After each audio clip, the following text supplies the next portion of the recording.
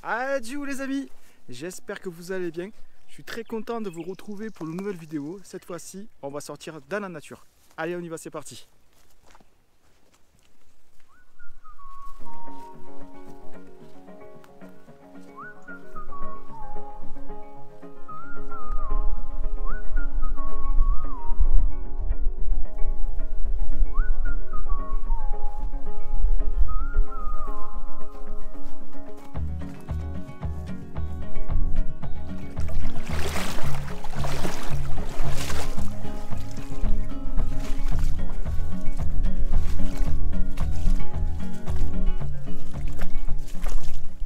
Bon, comme vous avez vu, j'ai un petit souci au bras. Et c'est dû à une chute que j'ai fait le 22 mars pendant une randonnée. Et j'ai chuté bêtement dans une descente. Les deux pieds sont partis en même temps. Et j'ai fait une mauvaise réception au sol avec mon coude. Du coup, ça m'a luxé l'épaule, ça m'a déboîté l'épaule. Et en me luxant l'épaule, ça m'a causé une double fracture. Donc voilà, j'ai dû remettre l'épaule en place, mais elle s'est remise quasiment toute seule. Et après, il fallait quand même finir la randonnée. Donc il y avait 7 km à faire. Heureusement, je n'étais pas seul. Mais ça s'est fait. Ça s'est fait. Et puis là, je suis à peu près 4 semaines d'immobilisation. Donc voilà, le temps de retrouver les sensations. Puis après, on entendra la kinésithérapie. Et puis voilà, après c'est en avant Guingamp. En attendant, voilà, je profite des paysages qui sont autour de chez moi. Et vous allez voir, il y a quand même plein de choses à faire, même quand on peut faire moins de choses. Allez, c'est parti, on y va.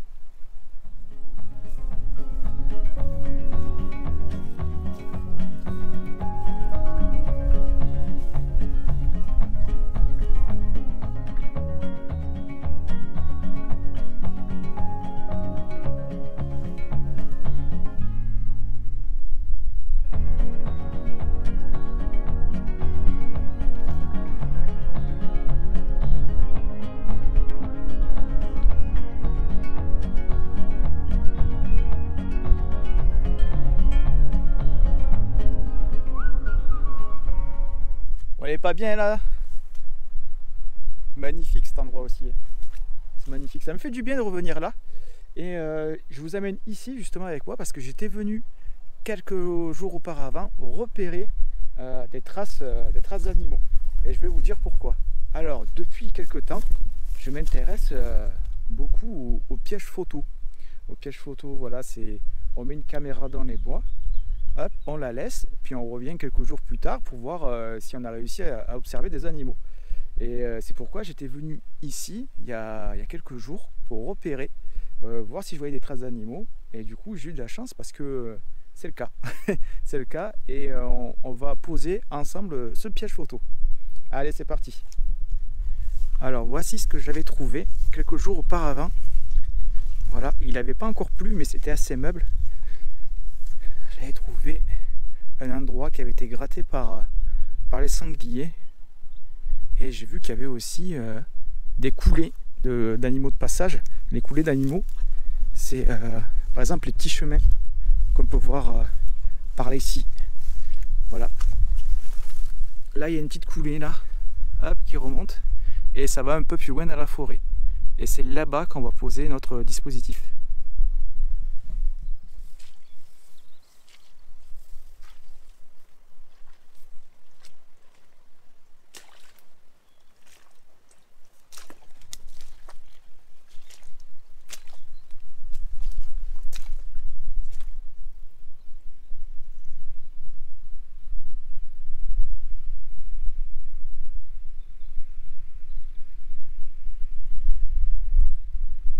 Donc voilà, le petit chemin des animaux qu'on appelle coulée ou draille en patois cévenol nous a mené jusqu'ici, dans ce sous-bois. Voilà, on a vu que la terre était retournée et qu'il y avait pas mal de traces aussi. Et en plus de ça, il y a un joli petit filet d'eau qui passe. Donc ça va être un coin parfait pour les sangliers, pour se rouler, pour gratter la terre, pour chercher de la nourriture. Donc c'est ce qui va maximiser nos chances de pouvoir en voir. Allez, on va sortir ce piège photo là.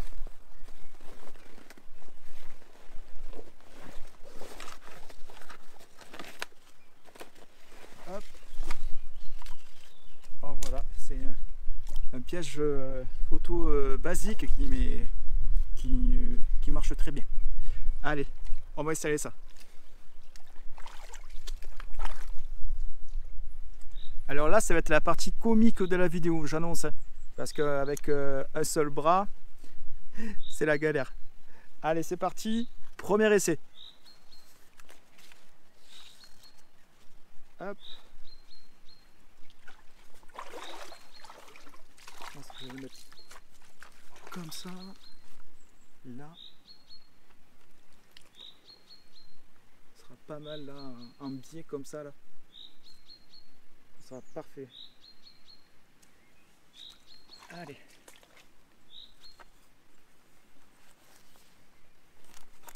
Hop.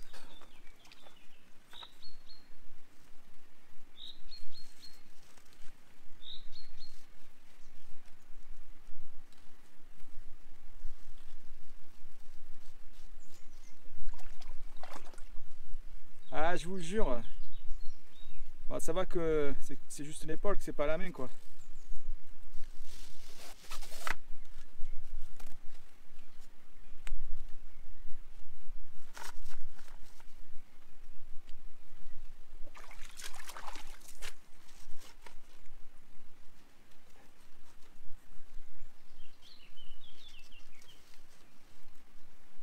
Qu'est-ce qu'il faut pas faire pour voir 4 sangliers?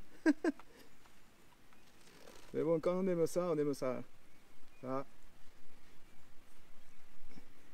Il n'y a rien à faire.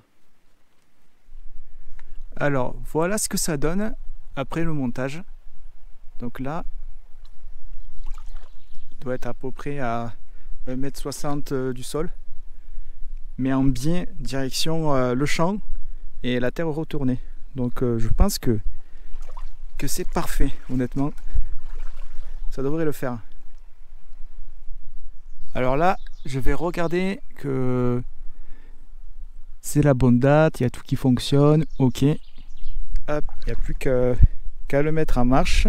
Donc là, c'est parti pour on. Et voilà, là c'est parti. Normalement, il est en train de nous filmer déjà là. Allez, on va le laisser quelques jours, puis après on reviendra le chercher.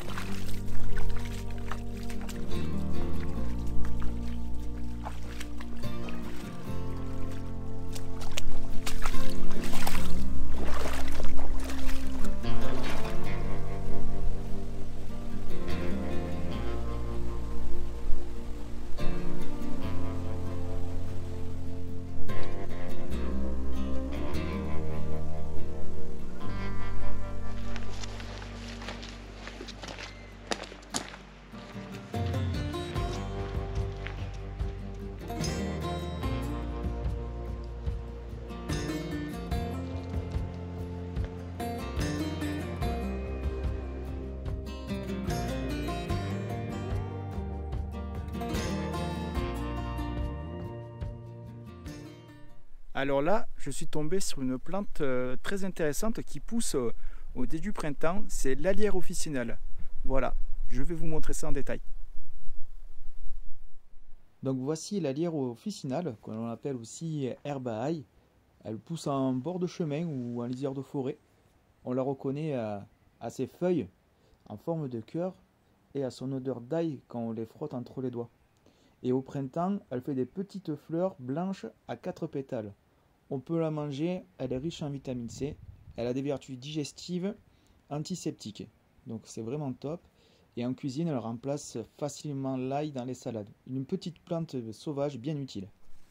Donc moi, je vais vous montrer un truc. C'est, je prends une petite feuille de la plante, je la roule entre mes doigts et ça sent une odeur d'ail. Et ça, c'est excellent pour relever les salades et tout, c'est très frais. Et on peut même la manger comme ça, c'est très bon. Allez, on y va. Voilà les amis, on continue notre petite balade. Voilà, au milieu de la garrigue. On est bien là. Alors c'est ici que derrière moi, la semaine dernière, j'ai découvert un nid de frelons asiatiques. Je l'avais jamais aperçu, pourtant je passe souvent par là, mais je l'avais jamais aperçu. Et honnêtement, il est vraiment impressionnant. Je vous laisse voir les images.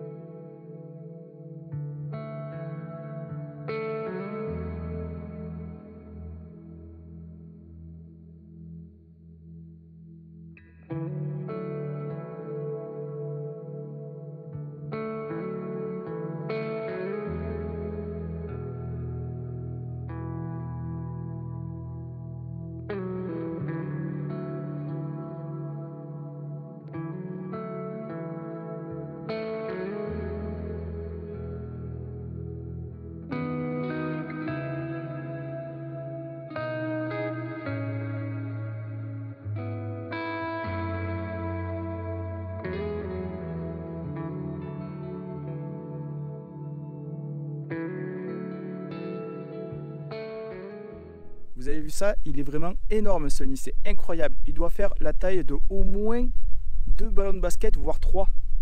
C'est vraiment incroyable. Vous avez vu aussi cette architecture dans le nid, tout est bien façonné, tout est bien ordonné, c'est vraiment incroyable. Bon, il faut savoir que un nid de cette taille-là, celui-là il est quand même bien abîmé, ça nous a permis de voir quand même les disques des différents étages. Mais un nid comme celui-là, c'est ce qu'on appelle un nid secondaire. Et il peut accueillir jusqu'à environ 2000 frelons adultes à son apogée.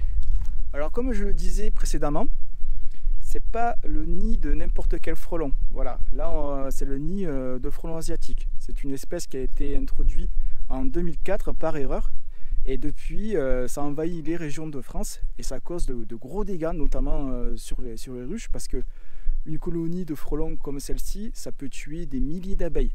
Donc c'est vraiment un fléau et ça nuit aussi également à la biodiversité. Donc il faut savoir qu'on a 2 espèces de frelons en France. Il y a le frelon européen et le frelon asiatique. Je vais vous mettre une petite image pour que vous puissiez faire la différence.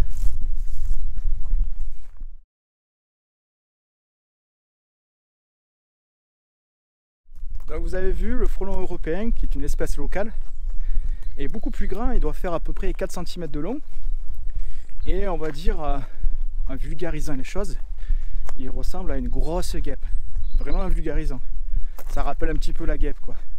On met la tête qui est pas noire, la tête du frelon européen est rouge, orange et ensuite l'abdomen de ce frelon est rayé avec des taches noires. Tandis que le frelon asiatique, lui, est tout noir, la tête noire, tout est noir, il est beaucoup plus petit que le frelon européen, il doit faire 2 à 3 cm. Et l'abdomen, il est noir et orange. Et surtout, la différence, c'est que le frelon asiatique est vraiment beaucoup plus agressif. Donc je pense que la différence majeure entre le frelon asiatique et le frelon européen, c'est surtout au niveau du comportement. Si par exemple vous approchez trop près d'un nid de frelons européens sans le savoir, il va y avoir un frelon ou 2 frelons qui vont arriver vers vous, ils vont vous tourner autour. S'il faut, ils vont vous rentrer dedans et ils vous piqueront vraiment si vous les embêtez. Et si vous partez, ils vous laisseront tranquille au bout d'une dizaine de mètres. Par contre, le frelon asiatique, lui, si vous êtes trop près du nid, il va vous charger directement et vous piquer. Et il va vous poursuivre sur des centaines de mètres s'il le faut. Et là où c'est vraiment dangereux, c'est que le nid va suivre le frelon asiatique. Il y a tout le nid qui sort d'un coup quoi. Donc si vous avez un nid comme celui-là qu'on a vu en vidéo, qui vous suit, si vous avez 2000 frelons qui vous suivent sur des centaines de mètres, je n'ose même pas imaginer. Surtout que voilà, ça délivre du venin, c'est incroyable quoi. C'est incroyable. Donc voilà, faites attention, il faut toujours regarder dans les arbres quand on se pose en bivouac. Surtout que là, en fait, avec le feuillage, on ne les voit plus. C'est pour ça qu'il est important d'apprendre à les reconnaître quand ils volent. Donc voilà, il faut toujours rester attentif dans la nature, regarder ce qui se passe autour de nous. Là, voilà, par exemple, si on se pose là, on regarde un petit peu ce qui se passe dans les arbres, voilà. Il pourrait y avoir un nid de frelons asiatique qui est en train de se faire. Voilà, c'est un peu tôt parce que les rennes sont en train de justement faire les nids. Celui-là qu'on a vu avant, c'était un nid qui était en délabrement, donc il n'y avait plus personne normalement dedans.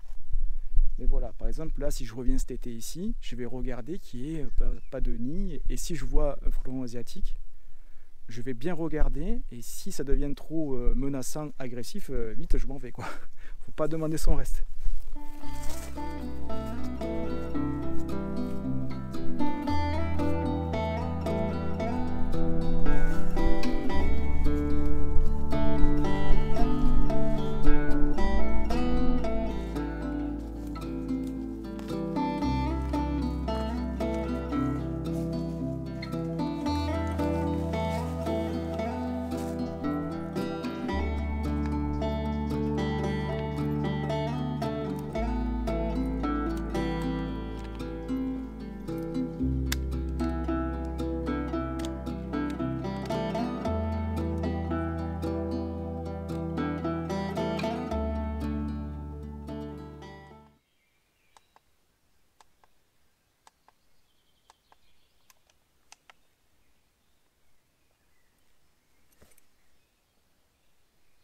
Trop bien! Yes! Ah, je suis trop content!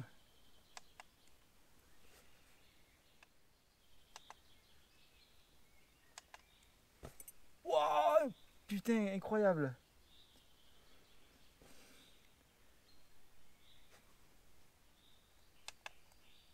Alors là les amis, je suis arrivé au deuxième piège photo que j'avais posé. Je suis trop heureux. Waouh, ce que je viens de voir là, c'est trop beau quoi, c'est trop beau. Je vais vous montrer ça de suite. Allez, c'est parti, il faut que je vous montre ça. Hop. Alors voilà une chevrette, la femelle du brocard. Donc c'est un chevreuil. Elle doit manger un petit peu le lierre qui est à côté là. Et voilà, un petit coucou à la caméra. Trop fort. Ah, excellent. Ensuite, oh, ça c'est un gros sanglier. Ça ressemble à une laie. Je vois qu'il n'y a pas le pinceau sous le ventre. Ah, elle est magnifique, la crête noire et tout là. Oh, trop trop belle. Ah si, on dirait qu'il y a un pinceau. Il est beau ce sanglier. Oh là là, la nature les amis. Incroyable. Je suis trop content. C'est trop bien. Ensuite, c'est de nuit, c'est en infrarouge.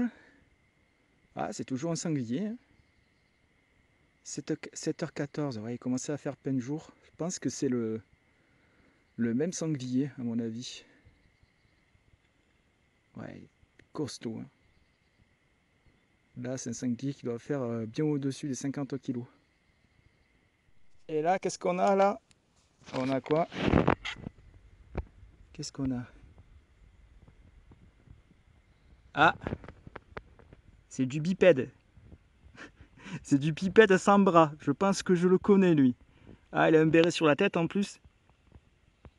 Voilà, bon. Je crois que je le connais. Wow, vous avez vu? C'est incroyable, c'est trop beau. Là, la chevrette est là qui vient faire un bisou à la caméra. Le sanglier aussi. Il y a une espèce de bête aussi qui est venue s'intéresser à la caméra la nuit. Je vais la mettre aussi. Celle-là, mais on voit juste la queue qui part. C'était très discret. Je pense que ça va être une genette ou une fouine, un truc du genre. Je pense plutôt une genette. Mais incroyable, incroyable. C'est ça que j'adore. C'est tomber sur des surprises comme ça. C'est magnifique quoi. C'est magnifique. C'est quand je vois ça, je rêve. C'est trop bien. Allez, on continue.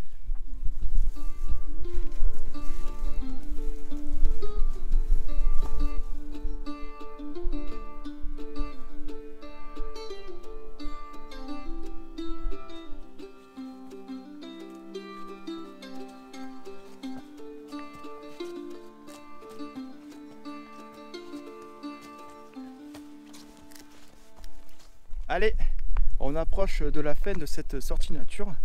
En tout cas, je me suis régalé de partager ce moment avec vous, là au milieu de la nature. Une sortie toute simple, mais qui fait du bien. Donc voilà, c'était vraiment chouette et j'espère que ça vous a plu. N'hésitez pas à me laisser des commentaires, ça fait toujours plaisir. Et Et voilà, voilà, au milieu de la nature comme ça, on est vraiment bien.